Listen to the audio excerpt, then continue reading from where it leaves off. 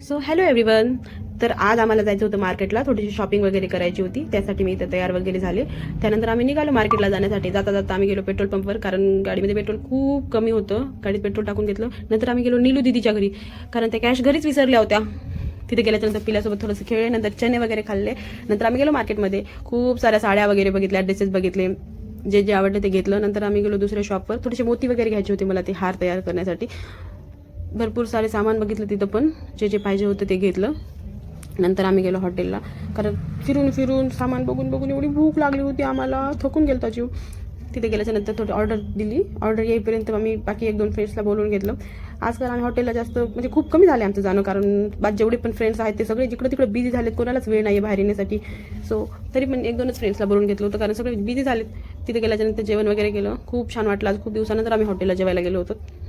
So असा होता माझा आजचा दिवस. भेटूयात उद्या. तब तक के लिए बाय बाय.